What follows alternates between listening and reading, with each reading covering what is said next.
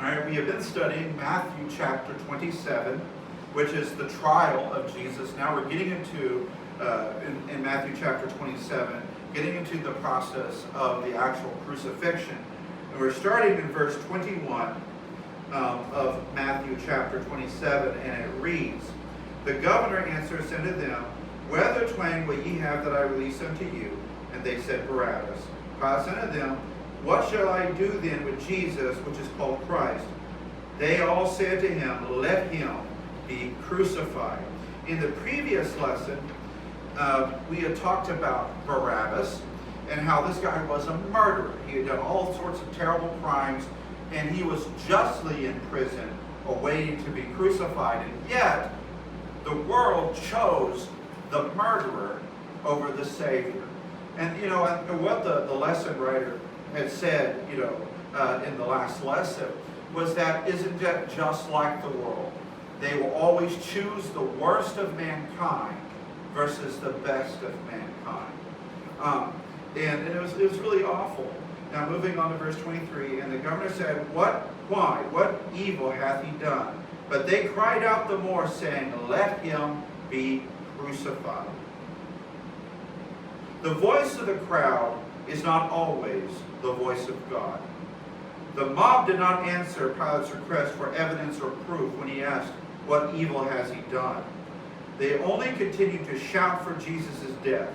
They called for more than his death. They called for him to be executed by torture through crucifixion. France would write, "The call, let him be crucified, was remarkable on the lips of the Jewish crowd.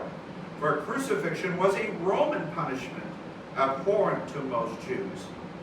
And that is true. It's the world, when a person is righteous or lives righteously, the world just doesn't want them to be arrested or generally punished. They want them to be destroyed in every way, shape, or form. Spurgeon would write, "They all said to him, there were none in the crowd silently sympathizing with the Savior. They all said, Let him be crucified." When the crowd chose Barabbas instead of Jesus, it reflected the fallen nature of all humanity. The name Barabbas sounds very much like the Son of the Father. They chose a false, violent Son of the Father instead of the true Son of the Father. This prefigures the future embrace of the ultimate Barabbas, the one popularly called the Antichrist.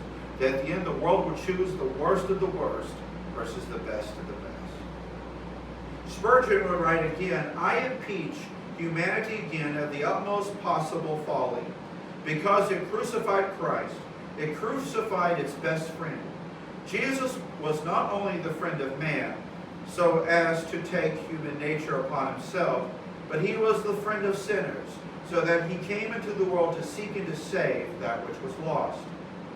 People today still reject Jesus and choose another. Their Barabbas might be lust. It might be intoxication.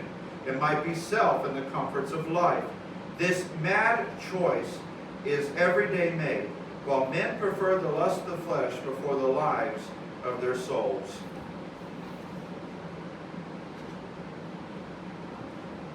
If anyone knew what it meant that Jesus died in his place of Barabbas, they said Barabbas. If anyone knew what it meant that Jesus died in his place, it was Barabbas.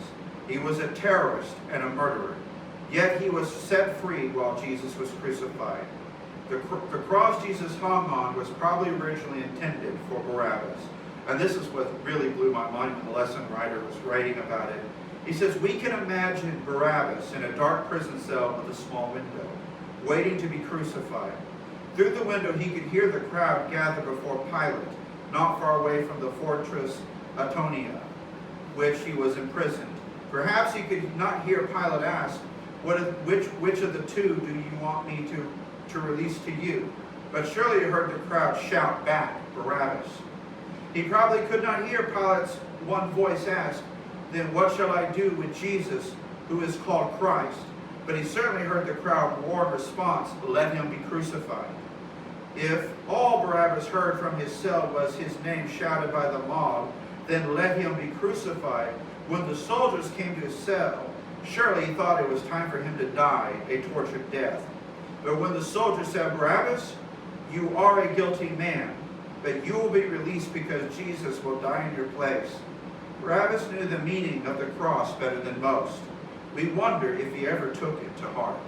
You know, imagine, it's just like a wonderful picture, even at Jesus's, time of Jesus's crucifixion, that here he was taking the place of a guilty man. And that's what the lesson writer pointed out, that Barabbas deserved to be crucified for what he had done, and Jesus did not. But yet, Jesus still took his place. Moving on to verse 24. When Pilate saw that he could prevail nothing,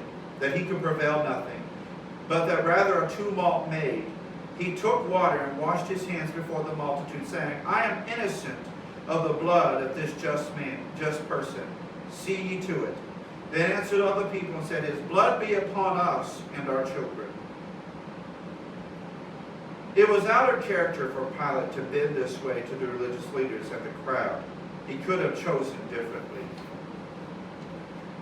He took water and washed his hands before the multitude. Pilate washed his hands, saying, It is out of my control. Personally, I wish Jesus no harm, but these things happen.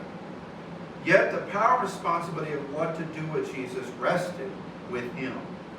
Saying, I find no fault in him was not enough. Looking for a clever solution of releasing a prisoner at Passover was no solution. Washing his hands was, in fact, meaningless. Therefore, he could not escape the responsibility, and is forever associated with the crime of sending Jesus to the cross, echoed through history in the creeds, crucified under Pontius Pilate. Spurgeon would write, Oh, the daring of Pilate thus in the sight of God to commit murder and disclaim it. There is a strange mingling of cowardliness and courage about many men. They are afraid of a man, but not afraid of the eternal God who can destroy both body and soul in hell. That he was more afraid of the multitude than he was of God. Hidden in Pilate's attempt at self-justification is a declaration of Jesus' innocence. When he called Jesus this just person, he admitted that Jesus was an innocent man, not Pilate. Jesus, just because Pilate said, I am innocent, doesn't mean that he was innocent. There's lots of people when they stand before a jury say they're innocent. You know, when I was on jury duty, the person, the man's defense that we were prosecuting said that he was innocent. Yet he was sitting literally on the top of marijuana, holding everything down. But yet he was innocent. But just because someone says they're innocent, the facts always point to the truth. Strangely, in later periods of Christian anti-Semitism, some Christians tried to rehabilitate Pilate, wanting to put all the blame on the Jews. Some even said that Pilate and his wife became Christians, and to this day the Coptic Church ranks both Pilate and his wife as saints. So the Coptic Church, basically they're like Gnostics. They don't believe necessarily the way we believe. They still call themselves Christians, but they don't follow. It's all about works. And that's how awful they are as far as, is that Pilate and his wife are now saints. Yet there is no history that shows that either one became a Christian. When the Jews said, the blood be upon us and our children, they really had no understanding of what they asked for. They didn't understand the glory of Jesus' cleansing blood and how wonderful it would be to have his blood on us and our children. They also didn't understand the enormity of the crime of calling for the execution of the sinless Son of God and the judgment that would be visited on their children some 40 years later in the destruction of Jerusalem. This is one of the passages wrongly used as justification by wicked and misguided Christians who persecuted or allowed the persecution of the Jews. They did not understand that even if this did put these people and their descendants under a curse, it was never the duty of the church to bring this curse to bear upon the Jews. Indeed, as God promised Abraham, I will bless those who bless you, and I will curse those who curse you. Those Christians, wicked and foolish enough to curse the Jews, have indeed been cursed by God in one way or another. Moving on to verse 26. Then released he Barabbas unto them, and when he had scourged Jesus, he delivered him to be crucified. When speaking about the scourging of Jesus, the blows came from a whip with many leather strands, each having sharp pieces of bone or metal at the ends. It reduced the back to raw flesh, and it was not unusual for a criminal to die from a scourging, even before crucifixion. Scourging was a legal preliminary to every Roman execution, and only women and Roman senators or soldiers, except in cases of desertion, were exempt.